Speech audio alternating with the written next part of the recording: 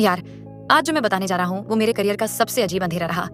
मैं बता रहा हूँ क्योंकि तेरे जैसे किसी के सामने ये साझा करने से शायद मेरा दिमाग थोड़ी राहत पाए। ये कहानी मेरे एक रोगी के बारे में है। उसका नाम मैंने बदल दिया है। उसे मैं यहाँ आर्यन बुलाऊंगा। आर्यन मेरे पास एक सामान्य सा केस बनकर आया था। 32 साल का, इंजीनियर, नौकरी ठीक ठाक, लेकिन अक्सर फैसले लेने में झटपटित और कभी-कभी अजीब यादों से परेशान। ऐसा उसने खुद बताया। पहली मुलाकात में उसने जो चेहरे पर दिखाया वही मैंने नोट किया। तेज तर्रार बातें, हल्की सी बेचैनी और बार-बार चाय पूछना। वो बहुत मिलनसार था, पर जो बात मुझे खिंची वो थी उसकी आंखों में अचानक गहरी सी चुप्पी जो किसी पुराने जख्म की तरह आ बैठती थी। ट्रेनिंग ने हमें सिखाया है कि इंसान दो तरह से सोचता है, एक तेज तर्रार, तुरंत निष्कर्ष वाला जो अक्सर गलतियां करता है, और दूसरी धीमी पर सोची समझी। मैंने उसे सामान्य सलाहें दी, स्लो डाउन, सांस लें, निर्णयों पर रुककर सोचें। पर आर्यन पर कुछ और असर कर गया। उसने अपने तेज फैसलों को और तेज कर दिया। अजीब बात थी, जैसे मैं उसे धीमा करना चाहूं और वो तेज ही हो जाए।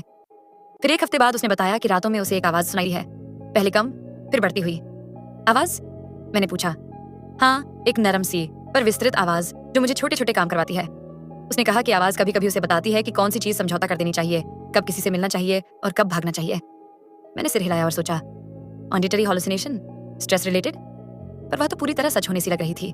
उसकी आंखों में भय नहीं, आज्ञाकारिता थी। हमने शुरुआत के कुछ टेस्ट किए, मेमोरी टेस्ट, इन्फ्लेमेशन मार्कर्स, नींद का हिसाब, सब कुछ औसत के आसपास। फिर भी वो आवाज रोज बढ़ती। उसने एक रात फोन किया और कहा कि वह अपनी अपार्टमेंट से निकलकर चल रहा है। उसने कहा, वो कहती है कि मुझे किसी बूढ़े आदमी से मिलना है जो स्टेशन पर मिलेगा। सुबह उसने बताया कि उसने स्टेशन जाकर एक अनजान आदमी को गले लगा लिया। उस आदमी को देखकर उसके चेहरे पर सुकून आया था और वह कुछ घंटों बाद गायब हो गया। अब मैं, जो वर्षों से लोगों के मन पढ़ता आया हूँ, महसूस कर रहा था कि यहाँ कुछ सिर्फ मन का मामला नहीं, ये किसी तरह की अर्थ तलाश थी।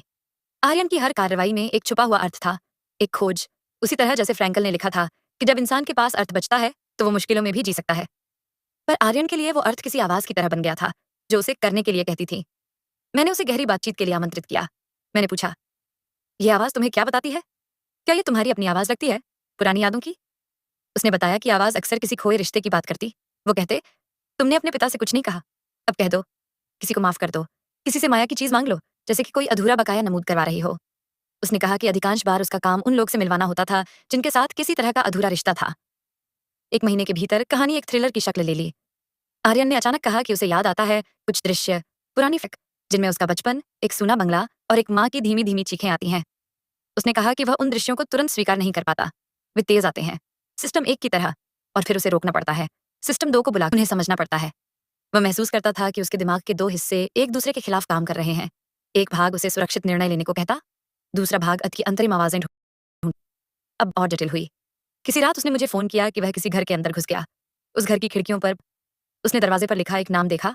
उस नाम के आगे ही मेरे पसीने छूट गए। मैंने उस नाम को पहले कहीं सुना था, एक पुराना केस जिसकी रिपोर्ट छुप गई थी। मैंने उसे तुरंत रोकने की कोशिश की, पर आर्यन पहले ही अंदर जा चुका था। उसने मुझसे कहा कि वहां उसे एक पुराना डायरी पन्ना मिला और हर पन्ने पर कुछ ऐसे शब्द थे जो उसकी आवाज की तरह सही बैठे थे। माफ कर दो, जुड़ जाओ, खोज समाप्त। मैंने महसूस किया कि यह केवल मनोवैज्ञानिक इलाज नहीं रह गया, ये एक खोज हो गई थी।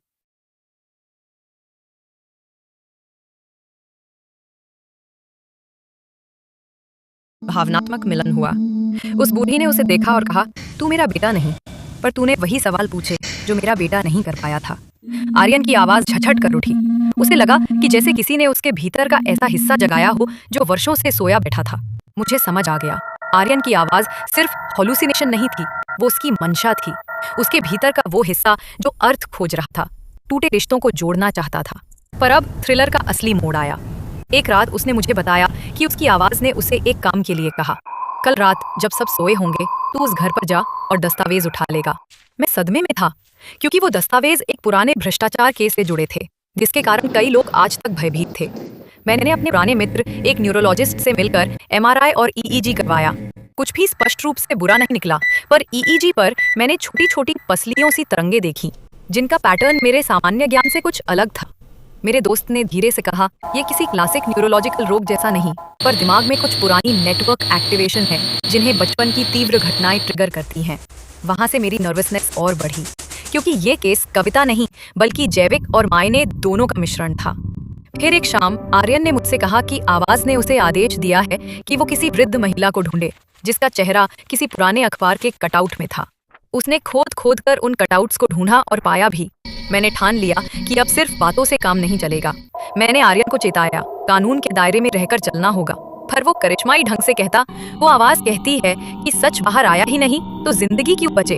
उसके शब्दों में फ्रैंकल की गूंज थी, मतलब की तलाश, पर साथ ही ऊपर की तेज सोच या सिस्टम 1 उसे जल्दबाजी में धकेल रही थी, जो अक्सर हिंसा और अपराध की तरफ ले जाती है। एक रात मैंने पाया कि आर्यन अपने घर से गायब है। बस एक चिट्ठी रही, मैं सच के पीछे हूँ। मैंने पुलिस को बताया, मैं खुद उसके पीछे लगा। किसी तरह मुझे पता चला कि वो उसी पुराने बंगले में गया जहाँ से परिवार का एक राज जुड़ा था। वहाँ जाकर मैंने पाया न सिर्फ दस्तावेज बल्कि कुछ और भी। वो उसी पुराने केस से जुड़ी वो चौंकाने वाली तस्वीरें जो किसी ने किसी समझौते के तहत दबा दी थी। और फिर जैसे थ्रिलर के क्लाइमैक्स में होना चाहिए, आर्यन गायब हो गया। कुछ दिनों के बाद हमें उसकी आवाज की खुशी के सिवा एक पता मिला। उसने अपने आप को उस घर के भूखंड पर आत्मसमर्पण कर दिया था, लेकिन उसने बयान में कहा कि उसने जो भी किया वो सच को वापस करने के लिए किया।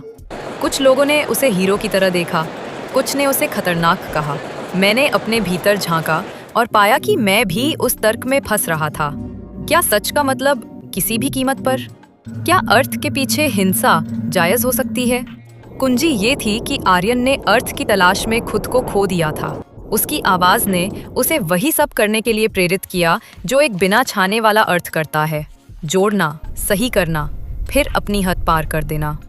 मैंने उसे ढूंढा और जब उसे हिरासत में लिया गया, मैंने उससे कहा, तुम्हारी आवाज तुम्हारे अंदर थी, पर तुमने उसे इस कदर बाहरी कर दिया कि उसने तुम्हें नियंत्रित कर लिया। उसने मेरी बात सुनी और पहली बार उसकी आंखों में एक धीमी धीमी समझ आई। सिस्टम 2 की तरह आवाज जो तेज थी अब धीमी हुई। अंत में अदालत ने उसे सजा दी, पर मैंने कभी नहीं भूल पाया कि क्या सच उसका था या किसी ने उसे सच समझा दिया। क्या अर्थ का पीछा ही मानवता है, या अर्थ तभी मानवता बनता है जब वो दूसरों की हिफाजत करे? फ्रैंकल ने कहा था, अर्थ जब भी मिलता है इंसान जीवित रह सकता है, पर मेरा डर ये था कि कभी-कभी अर्थ के लिए इंसान दूसरों की जिंदगियां खतरे में डाल देता है।